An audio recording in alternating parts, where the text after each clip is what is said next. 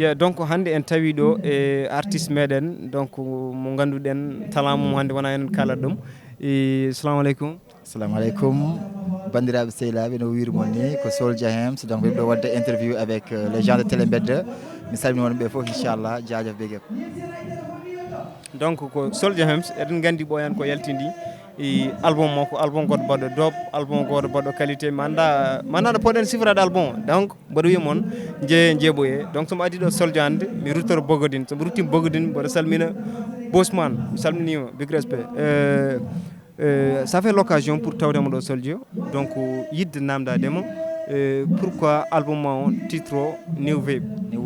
New Wave. Et mi salmiti mon gongol donc album New Wave c'est une nouvelle vague, c'est un paye français aux nouvelle vague. Pourquoi New Wave? Parce que son Kedimos album, il y a des reprises, il y a des covers.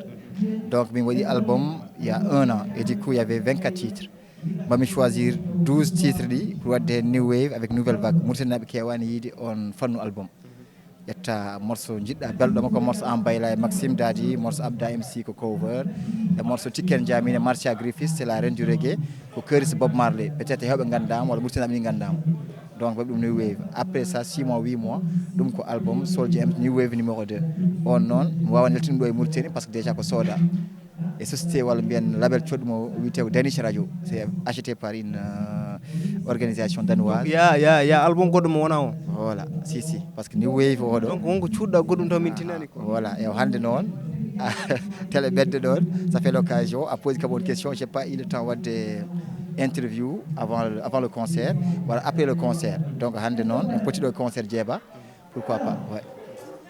Donc gandon Soldier guerrier firti ko ya deux albums jaltinɗa goɗɗo mi ala droit yaltin ɗum parce que mbirmami ni so maison de production soodi album ala yaltin ɗum sans accord mabɓe oɗo noon comme c'était déjà fait avec mes propres moyens j'étais obligé mi yaltin ɗum par ce que waji ɗo kadi le 2007 à 2013 7 ans Soldier Hems ko artiste wasa yaltinde haydara wawa wadde j'étais obligé mi yaltina oɗo New Wave comme ça New Wave goɗɗo walla titre o change mi hetto ko même titre mais wonta même morceau ji on comme mbiyam ko Danish Radio soodi ɗum on ko yalta ɗo e 6 mois ou 8 mois inchallah hono welade Allah.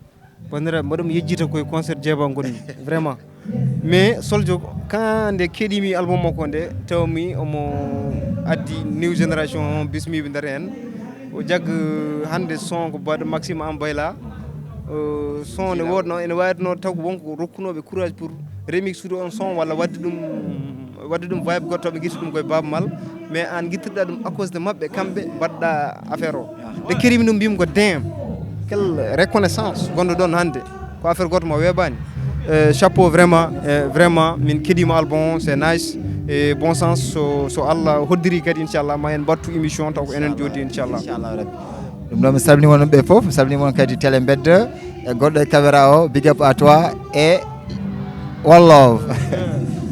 min Soldier hande ko waɗi kam surprise mawɗo vraiment surprise mawɗo jaajaf big up